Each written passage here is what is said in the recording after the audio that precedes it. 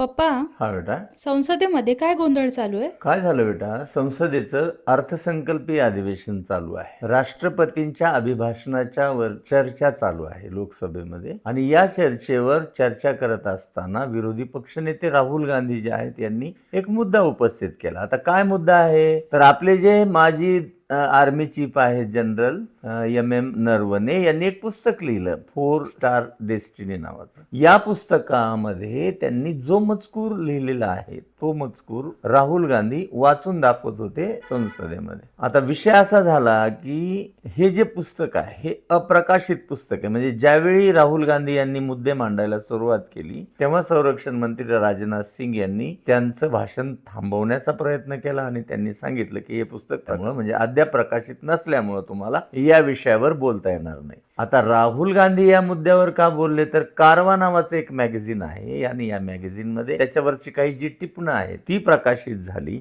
काय टिपणं होती ही तर, 31 ऑगस्ट 2000चा हा प्रसंग नरवणे साहेबांनी त्या पुस्तकामध्ये जो चित्रित केलेला आहे, लिहिलेला आहे की पूर्व लडाख मध्ये रेचिनला भागामध्ये चीनी रणगाडे भारतीय हद्दीमध्ये येत होते. त्या दिवशी झालं असं की भारतीय सैन्याने खरं तर आधीच त्यावर ताबा घेतला होता, परंतु आपले northern army commander lieutenant general Y Joshi यांनी हे दृश्य बघून नरवणे साहेबांना मेसेज केला, संदेश दिला की अशा अशा प्रकारची स्थिती या ठिकाणी उत्पन्न झाली आहे आणि मी त्याबाबत मला काय आदेश आहे. नरवणे यांना हा निरोप मिळाल्यानंतर त्यांनी राजनाथ सिंग जे संरक्षण मंत्री आहेत त्यांना, NSA चे जे चीफ आहेत अजित डोवाल, परराष्ट्र मंत्री जयशंकर यांना फोन केले की यावर मी काय करू. त्यावर त्यांनी 2 तास उलटले तरी निरोपाचं उत्तर दिलं नाही. शेवटी पंतप्रधानांशी त्यांनी संपर्क साधला राजनाथ सिंग यांनी, आणि पंतप्रधान यांच्याकडून जो निरोप आला मोदींकडून की जे उचित असेल ते तुम्ही करा, तुम्हाला जे योग्य वाटत असेल तो निर्णय किंवा ती ऍक्शन तुम्ही घ्या, हा तुमचा लष्कराचा निर्णय आहे, असा निरोप राजनाथ सिंह यांच्याकडून त्यांना मिळाला. त्या दिवशी या प्रसंगावर नरवणे लिहितात की माझ्या हातात हॉट पोटॅटो दिल्यासारखं वाटत होतं, म्हणजे मी निर्णय घेण्याच्या बाबतीत एकटा पडल्यासारखं वाटत होतं. या प्रश्नावर पंतप्रधानांनी उत्तर द्यावं,